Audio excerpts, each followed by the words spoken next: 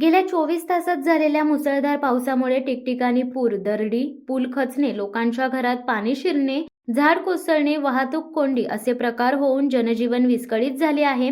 याचा फटका रसायनी तालुक्यातील मोहपाडा परिसराला बसला. मोहपाडा येथील जनता विद्यालयाकडे जाणाऱ्या रस्त्यावर आमंत्रण हॉटेलच्या बाजूला मध्यरात्री पिंपळाच्या झाडाची भली मोठी फांदी अचानक तुटून पडल्याने जनता विद्यालयाकडे जाणाऱ्या रस्त्यावरील मार्ग बंद झाला. ही मोठी झाडाची फांदी मध्यरात्री पडल्याने मोठा अनर्थ टळला, कारण दिवसा या रस्त्यावरून मोठ्या प्रमाणात वाहनांची, नागरिकांची, शालेय विद्यार्थ्यांची मोठी वर्दळ असते.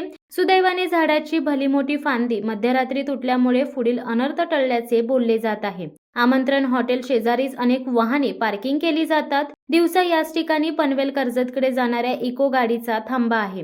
ज्या ठिकाणी झाडाची फांदी तुटली त्याच ठिकाणी एक चारचाकी गाडी उभी होती, परंतु सुदैवाने गाडीचे कुठल्याही प्रकारचे नुकसान झाले नसल्याचे समजते. मात्र 2 दिवस उलटूनही येण्या जाण्याचा मार्ग सुरळीत व्हावा, येणाऱ्या जाणाऱ्या नागरिकांची गैरसोय दूर व्हावी, याकडे संबंधितांनी लक्ष दिले नसल्याचा आरोप आता नागरिकांमधून व्यक्त होत आहे.